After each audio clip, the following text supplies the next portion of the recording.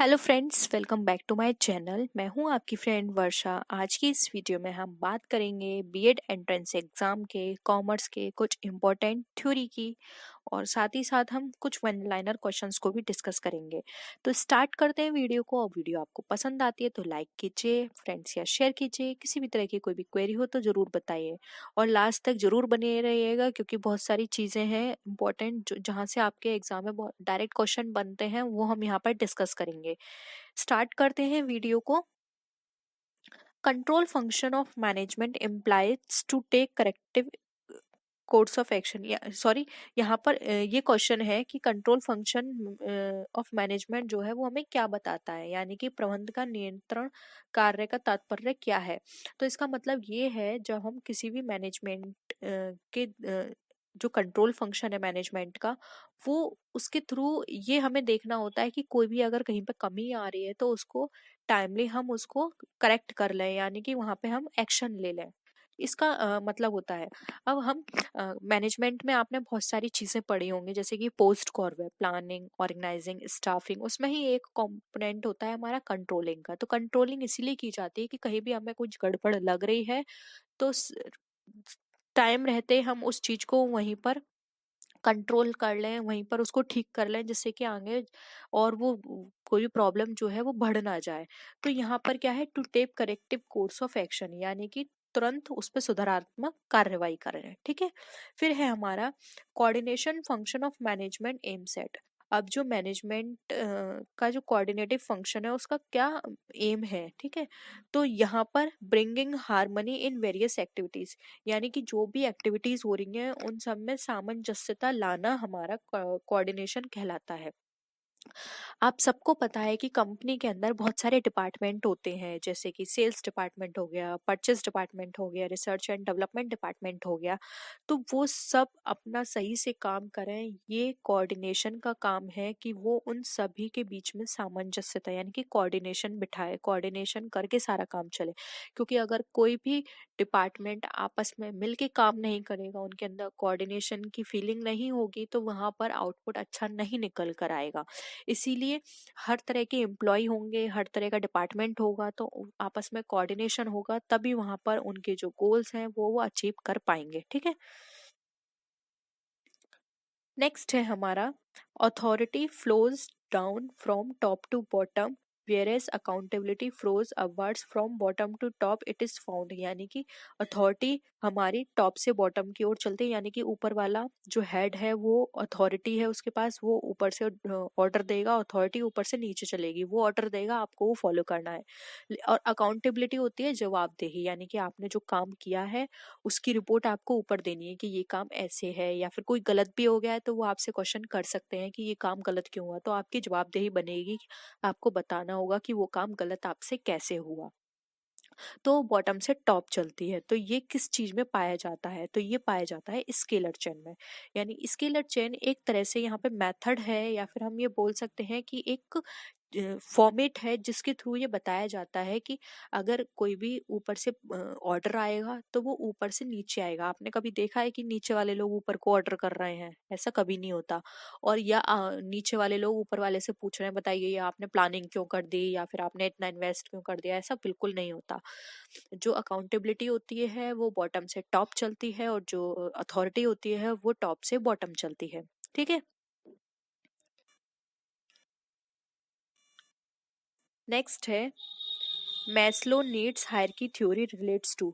अब आप सबको ही पता है कि जो मैस्लो की जो हायरार्की थ्योरी है वो हमारी किस पे बेस्ड है, तो ये हमारी बेस्ड है मोटिवेशन पे। मैस्लो से 2 से 3 क्वेश्चंस हर बार पूछे जाते हैं, तो मैस्लो की थ्योरी अच्छे से पढ़ के जाइएगा। अब है MPO is a technique of. अब एमपीओ किसकी टेक्निक है? ये है हमारी कंट्रोलिंग की। एमपीओ की फुल फॉर्म क्या होती है? Management by objectives. ठीक है। अब ये थ्योरी क्या है, ये टेक्निक क्या है, इसको अभी हम आगे डिस्कस करेंगे। ठीक है। तो आप बस इतना समझ लीजिए, ये एक कंट्रोलिंग टेक्निक है। एज इट इज यही क्वेश्चन 4 से 5 बार आपके प्रीवियस पेपर में पूछा गया है। ठीक है। नेक्स्ट है वर्कमैन कंपनसेशन फंड इज, अब वर्कमैन कंपनसेशन फंड क्या है? तो ये एक सरप्लस की तरह है। जब भी कंपनी के पास कोई सरप्लस होता है तो वो वर्कमैन कंपनसेशन फंड एक क्रिएट कर देती है, जिससे कि अगर कोई भी कंपनी के अंदर ऐसी ट्रेजेडी हो रही है या फिर वर्कर्स का कोई एक्सीडेंट हो रहा है तो वहां पर उनको पेमेंट किया जाता है कंपनी की तरफ से। तो वो इस सरप्लस से ही दिया जाता है, इस फंड से दिया जाता है। तो वहां पर वर्कमैन कंपनसेशन फंड एक क्रिएट कर दिया जाता है। ठीक है, तो ये एक सरप्लस की तरह वर्क करता है। नेक्स्ट है on liquidation of a company first payment is made in respect of, यानी कि जब कंपनी का लिक्विडेशन होता है या कंपनी परिसमापन पर होती है तो सबसे पहले पेमेंट किसका किया जाता है? तो आप सबको पता है सबसे पहले पेमेंट किया जाएगा प्रेफरेंशियल क्रेडिटर्स का, उसके बाद रिमेनिंग का किया जाएगा, और सबसे लास्ट में किसका किया जाता है? वो होते हैं हमारे इक्विटी शेयर होल्डर्स। अगर कंपनी में सरप्लस नहीं बचता है तो उनका पेमेंट नहीं किया जाता, लेकिन यहाँ पर प्रेफरेंशियल शेयर होल्डर्स को प्रेफरेंस मिलती है और सबसे पहले पेमेंट इन्हीं का ही किया जाएगा। अब यहाँ पर हम पहले मैस्लो की थ्योरी को डिस्कस कर लेते हैं। तो देखिए मैस्लो थ्योरी का ये चार्ट है, ठीक है, ये है मैस्लो थ्योरी। इसकी तरह से इसका फॉर्मेट बनता है। अगर आप इस चार्ट के थ्रू समझाएंगे तो ये इस शेप में बनता है, ट्रायंगल में। और इसकी जो टोटल स्टेजेस हैं वो 5 होती हैं, एग्जाम में पूछ ली जाती हैं। ठीक है, कि कितनी स्टेजेस हैं? तो 5 स्टेज होती हैं। Physiological, safety, love and belonging, esteem, और सबसे ऊपर होती है हमारी सेल्फ एक्चुअलाइजेशन। देखिए फिजियोलॉजिकल जो होती है वो हमारी बेसिक नीड भी हम इसको बोलते हैं, जैसे कि breathing, food, water, sex, sleep, homeostasis और एक्सक्रीशन। ये सारी हमारी क्या है? बेसिक है। फूड, ब्रीदिंग, वाटर, ये सब हमारी बेसिक चीजें हैं। ठीक है, वहीं अगर हम इससे थोड़ा ऊपर चलते हैं, थोड़ा हमारा जो एस्पेक्ट है, मॉनेटरी एस्पेक्ट, वो थोड़ा हमारा इम्प्रूव होता है, तो हम फिर सेफ्टी पर जाते हैं। जैसे कि security of body, employment safety की बात करते हैं, रिसोर्सेज सेफ्टी की बात करते हैं, मॉरलिटी की बात करते हैं, फैमिली की बात करते हैं, हेल्थ और प्रॉपर्टी की बात करते हैं। उस जब ये हमारी नीड्स पूरी तरह से सेटिस्फाई हो जाती है तो इसके ऊपर फिर हम जाते हैं लव ऑफ बिलोंगिंग पर। लव एंड बिलोंगिंग में आता है हमारे फ्रेंडशिप आती है, फैमिली आती है, सेक्सुअल इंटीमेसी आती है। तो ये सारी चीजें किसके ऊपर है? सेफ्टी के ऊपर है। यानी कि सबसे पहले आपने देखा हमारी बॉडी के लिए या हमारे लिए क्या जरूरी है? फिजियोलॉजिकल नीड, जो कि हमारी बेसिक नीड है। उसके बाद हम अपनी सेफ्टी की बात करेंगे, सेफ्टी के बाद हम लव एंड बिलोंगिंग पे जाएंगे, और उसके ऊपर आती है हमारी 4th नंबर पे एस्टीम की नीड। एस्टीम में आता है self esteem, confidence, achievement, respect of others, respect by others, यानी कि एक दूसरे की रेस्पेक्ट करना। ये सारा हमारा एस्टीम नीड के अंदर आता है। अब इससे भी ऊपर हम जाएंगे, जो हमारी हमें रेस्पेक्ट मिलेगा, हम दूसरों को रेस्पेक्ट देंगे, हमारे अंदर कॉन्फिडेंस आएगा, अचीवमेंट हमें मिलेगा। तो इसके ऊपर हम फिर जो हमारी नेक्स्ट नीड की स्टेज आती है वो है हमारी सेल्फ एक्चुअलाइजेशन, जो कि लास्ट स्टेज है। इसमें हम मॉरलिटी, क्रिएटिविटी, स्पॉन्टेनिटी का मतलब यहाँ पर ये है कि हम खुद के लिए, हमारे पर्सनल डिसीजन के लिए हम खुद अवेयर हैं, हम खुद किसी चीज को लेके अपने लिए जजमेंट कर सकते हैं। ये वाली जो हमारे अंदर फीलिंग आती है, यानी कि हम सेल्फ एक्चुअलाइजेशन स्टेज पर पहुंच चुके हैं। प्रॉब्लम सॉल्विंग हमारे अंदर एबिलिटी आती है। लैक ऑफ प्रिजुडाइज होता है, एक्सेप्टेंस ऑफ फैक्ट होता है, यानी कि जो रियल फैक्ट है हम उसको एक्सेप्ट करने लगते हैं इसमें। और इससे पहले नीड में हम ऐसा नहीं होता, हम सिर्फ अपनी चलाते हैं, हम जो भी फैक्ट है उनको एक्सेप्ट नहीं करते हैं। लेकिन सेल्फ एक्चुअलाइजेशन में हम फैक्ट को एक्सेप्ट करने लगते हैं। यानी कि एक्सट्रीम की है, बहुत अपर लेवल की है, यहाँ तक बहुत कम इंसान पहुंच पाते हैं। इस नीड तक सब लोग नीचे ही अटकते रहते हैं, बेसिक पर अपनी फैमिली में सुलझे हुए रहते हैं यहाँ पर। और यहाँ पर बात करें तो हर कोई अपने कॉन्फिडेंस, रेस्पेक्ट, इन सब चीजों में अटक जाता है। लेकिन यहाँ पर जब वो उन उसको ये सारी सेटिस्फेक्शन मिल जाती है, ये सारी नीड उसको मिल जाती हैं, तब वो जाता है सेल्फ एक्चुअलाइजेशन पे, जो कि हमारी हायरार्की की सबसे अपर की स्टेज है। सेल्फ एक्चुअलाइजेशन, वहां पर वो पहुंच जाता है तो उसकी जो भी मैस्लो ने नीड की बताई हैं वो सारी नीड को वहां पे वो अचीव कर लेता है। तो ये थी मैस्लो की नीड हायरार्की थ्योरी। नेक्स्ट आते हैं मैनेजमेंट बाय ऑब्जेक्टिव्स। तो पहले आप मैनेजमेंट बाय ऑब्जेक्टिव्स समझ लीजिए, ये आपके एग्जाम में बहुत पूछे जाते हैं। देखिए यहाँ पे मैनेजमेंट बाय ऑब्जेक्टिव्स की बात करें तो मैनेजमेंट बाय ऑब्जेक्टिव्स जो हैं इसको मैनेजमेंट बाय प्लानिंग भी कहा जाता है। और ये फर्स्ट कॉन्सेप्ट तो दिया था पीटर ड्रकर ने 1954 में। अब ये जो कॉन्सेप्ट दिया था वो इनकी बहुत ही फेमस बुक थी प्रैक्टिस ऑफ मैनेजमेंट, इसमें दिया था। तो देखिए इसी के अंदर मैंने आपके 4 से 5 क्वेश्चन कवर कर लिए। ये क्वेश्चन पूछा जाता है कि प्रैक्टिस ऑफ मैनेजमेंट किसकी बुक है, तो ये पीटर ड्रकर की है। ये बुक कब आई थी? 1954 में आई थी। मैनेजमेंट बाय ऑब्जेक्टिव्स किसने दिए थे? पीटर ड्रकर ने दिए थे। और मैनेजमेंट बाय ऑब्जेक्टिव्स को और किस नाम से जाना जाता है? तो ये जाना जाता है मैनेजमेंट बाय प्लानिंग के नाम से। ठीक है, अब देखिए मैनेजमेंट बाय ऑब्जेक्टिव्स एक ऐसी प्रोसेस है जिसके अंदर स्पेसिफिक ऑब्जेक्टिव्स जो होते हैं वो यहाँ पे डिफाइन किए जाते हैं बिजनेस के अंदर। That management can convey to organisation, यानी कि जो मैनेजमेंट है वो कन्वे करती है ऑर्गेनाइजेशन मेंबर्स को, then deciding how to achieve each objectives in sequence. यानी कि यहाँ पर एक तरफ से आप ये लेके चल सकते हैं जो भी इंडिविजुअल के ऑब्जेक्टिव्स होते हैं उनको बताया जाता है कंपनी के मेंबर्स के साथ, और जो कंपनी का मेन ऑब्जेक्टिव है उसके साथ दोनों को लिंक अप करके इस तरह की स्ट्रेटेजी बनाई जाती है कि कंपनी के जो टारगेट है उनको अचीव किया जा सके। ठीक है, तो मैनेजमेंट बाय ऑब्जेक्टिव्स में एक तरह से यहाँ पर ये है, देखिए हर इंडिविजुअल का जो ऑब्जेक्टिव होता है वो कंपनी के जो ऑब्जेक्टिव्स हैं उससे डायरेक्टली और इनडायरेक्टली कनेक्ट होता है। फॉर एग्जांपल, अगर मैं किसी कंपनी में काम करती हूँ, मेरा ऑब्जेक्टिव है कि 5 साल के बाद मुझे इस पोस्ट पर जाना है। ठीक है, तो 5 साल बाद मुझे उस पोस्ट पर जाने के लिए क्या करना होगा? ज़्यादा मेहनत करनी होगी, ज़्यादा प्रोडक्शन करना होगा, परफॉर्मेंस अच्छी देनी होगी। और जब मैं ये सारी चीज़ें अच्छी दूंगी, और कंपनी का ऑब्जेक्टिव क्या है कि उसको इतना प्रॉफिट जो है 5 साल तक चाहिए। अब कंपनी का प्रॉफिट कैसे इंक्रीज होगा? जब उसका प्रोडक्शन अच्छा होगा, जब उसके वर्कर्स अच्छे से काम करेंगे। तो मेरे ऑब्जेक्टिव वो कंपनी के ऑब्जेक्टिव क्या हो गए? यहाँ पर मिल गए बिल्कुल।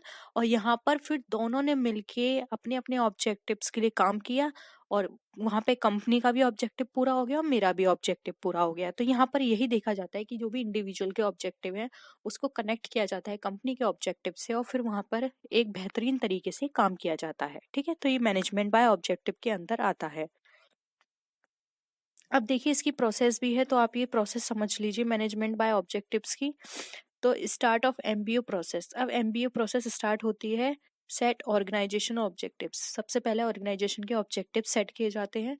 फिर उसके बाद cascade objectives to employ. Cascade मतलब जो भी इंडिविजुअल या एम्प्लॉय के जो ऑब्जेक्टिव्स हैं उनके साथ उनको कनेक्ट किया जाता है। ठीक है, फिर उसके बाद उनको मॉनिटर किया जाता है, यानी कि चेक करना। ठीक है, फिर उसके बाद जो भी काम वो करेंगे उसके बेसिस पर उनको इवेल्युएट किया जाएगा कि हाँ उन्होंने कितना काम किया, किसके अकॉर्डिंग, जो भी ऑब्जेक्टिव्स है उसके अकॉर्डिंग हुआ या नहीं। उसके बाद उनको रिवॉर्ड दिया जाएगा उनके परफॉर्मेंस के बेसिस पर। और उसके बाद क्या होगा? अगेन ऑब्जेक्टिव्स यहाँ पे डिसाइड कर दिए जाएंगे, यानी कि अगर जो ऑब्जेक्टिव्स उन्होंने इस स्टेज पर बनाए थे वो यहाँ पर उनके ऑब्जेक्टिव से मैच करे, मॉनिटर किए और उनकी इवेल्युएट करी परफॉर्मेंस, और जो उन्होंने यहाँ पे सेट किए थे उसके अकॉर्डिंग उन्होंने काम किया, तो यहाँ पे रिवॉर्ड देकर नेक्स्ट सेट गोल, नेक्स्ट जो भी ऑब्जेक्टिव्स हैं उनको सेट किया जाएगा। लेकिन अगर उन्होंने इसके अकॉर्डिंग काम नहीं किया तो फिर से उन ऑब्जेक्टिव्स में क्या किया जाएगा? यहाँ पर थोड़ा सा मॉडिफाई किया जाएगा। फिर उसके अकॉर्डिंग फिर इंडिविजुअल के ऑब्जेक्टिव से उसको कनेक्ट किया जाएगा, फिर मॉनिटर किया जाएगा, इवेल्युएट किया जाएगा और फिर उनको रिवॉर्ड दिया जाएगा। तो इस तरह से पूरी प्रोसेस एमबीओ की चलती है। ठीक है, तो ये 5 स्टेप प्रोसेस है एमबीओ की। हो सकता है आपके एग्जाम में एमबीओ पूछ लिया जाए। वैसे अब तक जो एमबीओ पूछा गया है वो इसके मीनिंग के बेसिस पर पूछा गया है। ये ऑब्जेक्टिव किसने दिया था वो पूछा गया है, किस बुक के अंदर दिया गया था ये पूछा गया है। तो ये सारी मैंने इनमें डिस्कस कर लिए हैं क्वेश्चंस इससे रिलेटेड। अब हम आते हैं मैनेजमेंट बाय एक्सेप्शन पे। ये भी आपके एग्जाम में बहुत पूछा जाता है। देखिए मैनेजमेंट बाय एक्सेप्शन ये एक प्रैक्टिस है जहाँ पर जो भी हमारे सिग्निफिकेंट डेविएशंस होते हैं बजट से रिलेटेड या प्लान से रिलेटेड, सिर्फ उनको ध्यान दिया जाता है, उन पर फोकस किया जाता है, उन पर अटेंशन दी जाती है मैनेजमेंट की। बाकी को यहाँ पे क्या कर देता है? हटा दिया जाता है या फिर उन पर ध्यान नहीं दिया जाता। The idea behind it is that management attention will be focused only on those areas in need of action, यानी कि यहाँ पे इसका मेन पर्पस ये होता है कि सिर्फ और सिर्फ उन एरियाज पे फोकस किया जाए जो कि कंपनी के लिए सही हैं और जो कंपनी के लिए सही नहीं है उन पर फोकस ना किया जाए, इसलिए मैनेजमेंट बाय ऑब्जेक्ट एक्सेप्शंस यहाँ पे ये कॉन्सेप्ट प्रैक्टिस में लाया गया है। ठीक है, तो आई होप यहाँ पर आपको चीज़ें समझ में आई हैं, क्योंकि देखिए कंपनी के अंदर बहुत सारी चीज़ें ऐसी होती हैं जो कि मैनेजमेंट के लिए ज़रूरी होती हैं समझना, जिससे कंपनी का profit and loss direct effect होता है। ठीक है, इनडायरेक्टली इफेक्ट होगा तब भी वो वहां पर उसको फोकस करेंगे, लेकिन उससे कंपनी का कोई लेना देना नहीं है, तो यहाँ पर वो उस चीजों को लीव करेंगी, उन चीजों पर ध्यान नहीं देंगी। तो ये मैनेजमेंट बाय एक्सेप्शन के अंदर ये बताया गया है, तो ये एक तरह से प्रैक्टिस प्रोग्राम है। अब देखिए कुछ क्वेश्चंस देख लेते हैं, one liner. Audit adopted by banking companies. अब जो ऑडिट है वो कौन सी ऑडिट बैंकिंग कंपनी के द्वारा अडॉप्ट की जाती है? तो आप याद रखिए बैंकिंग कंपनी में ये एक पब्लिक कंपनी होती है बैंकिंग, और यहाँ पर जो ट्रांजैक्शंस होते हैं बहुत कैश से रिलेटेड होते हैं सारे ट्रांजैक्शंस। तो यहाँ पे कॉन्टिन्यूस ऑडिट होती है, क्योंकि यहाँ पे कॉन्टिन्यूसली ये चेक करना होगा कि हाँ कितना फंड आ रहा है कितना जा रहा है, तो ये सब चीजें देखने के लिए कॉन्टिन्यूस ऑडिट की जरूरत होगी, इसलिए यहाँ पर कॉन्टिन्यूस ऑडिट अडॉप्ट की जाती है। Next है to appoint new auditor in place of retiring auditor to adopt the procedure which section of Companies Act 1956 is applicable। यानी कि रिटायरिंग ऑडिटर की प्लेस पर अगर न्यू ऑडिटर को अपॉइंट किया जाता है तो ये अडॉप्ट करने के प्रोसीजर को 1956 में किस सेक्शन के अंदर किया जाता है? तो अगर सेक्शन की बात करें तो वो है हमारा 224। ठीक है, 224 के अंतर्गत हम कंपनीज एक्ट 1956 में रिटायरिंग ऑडिटर की जगह पर न्यू ऑडिटर को अपॉइंट करते हैं। तो ऑप्शन यहाँ सॉरी आंसर जो है वो है 224। नेक्स्ट है जो कि बहुत पूछा जाता है गुडविल से, कि गुडविल क्या है? तो हम सबको पता है गुडविल एक इंटेंजिबल असेट्स है, यानी कि अब आप मुझे ये बताइए इंटेंजिबल असेट्स किस अकाउंट का पार्ट है, जल्दी बताइए।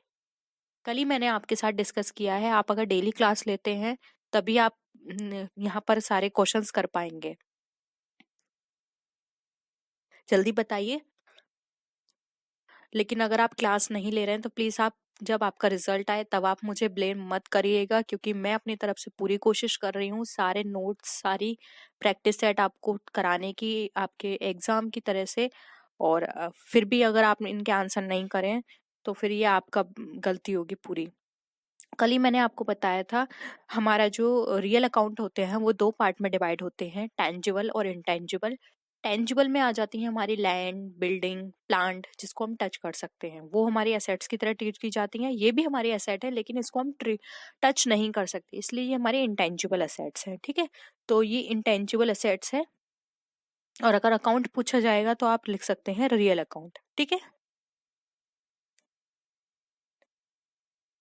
नेक्स्ट है आ बैलेंस शीट शोज ओनली, यानी कि एक बैलेंस शीट है वो क्या शो करती है? तो देखिए एक बैलेंस शीट में पर्सनल अकाउंट और रियल अकाउंट शो किए जाते हैं। अब पर्सनल अकाउंट आप सबको पता है, पर्सनल अकाउंट में वो अकाउंट आते हैं जो कि पर्सन के होते हैं या फिर पर्सन को रिप्रेजेंट करते हैं, जैसे कि बैंक अकाउंट हो गया आपका, कैश अकाउंट हो गया आपका। ठीक है, और यहाँ पर अगर हम बात करें पर्सनल अकाउंट में तो किसी क्लब का अकाउंट हो गया, तो ये आपके पर्सनल अकाउंट है। और वहीं रियल अकाउंट की बात करें तो अभी मैंने आपको बताया था टेंजिबल इंटेंजिबल, जिसके अंदर आता है आपका land building plant goodwill copyright, ये आपके रियल अकाउंट है। तो बैलेंस शीट में पर्सनल और रियल शो किए जाते हैं।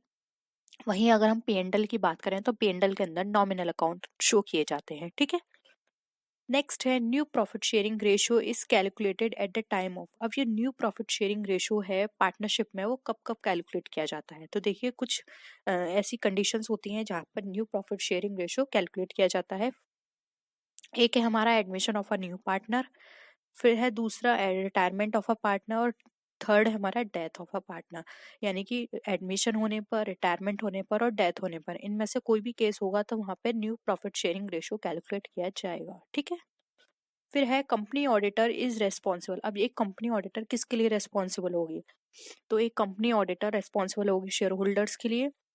ये क्वेश्चन इस तरह से भी आ सकता है कि जो कंपनी ऑडिटर है वो कौन अपॉइंट करता है? तो कंपनी ऑडिटर अपॉइंट किया जाता है शेयर होल्डर्स के द्वारा। और वहीं अगर हम कंपनी सेक्रेटरी की बात करें तो वो मैंने आपको बताया था, कंपनी सेक्रेटरी अपॉइंट की जाती है किसके द्वारा, जल्दी बताइए। सारे क्वेश्चंस मैं आपको करा चुकी हूँ, कंपनी सेक्रेटरी अपॉइंट की जाती है बोर्ड ऑफ डायरेक्टर्स के द्वारा, ठीक है।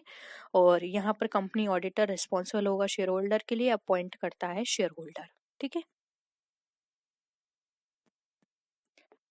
अब यहाँ पे प्रोडक्ट लाइफ साइकिल देख लीजिए। कल मैंने आपको बिजनेस लाइफ साइकिल बताया था, तो मैंने सोचा आज मैं आपको प्रोडक्ट लाइफ साइकिल करा दूं, जिससे कि आप इजिली डिफ्रेंशिएट कर पाएं और अपने नोट्स भी प्रिपेयर कर लें। तो देखिए प्रोडक्ट लाइफ साइकिल में टोटल कितनी स्टेज होती हैं? 6 स्टेज होती हैं। अब वो 6 स्टेज कौन कौन सी हैं? फर्स्ट है डेवलपमेंट।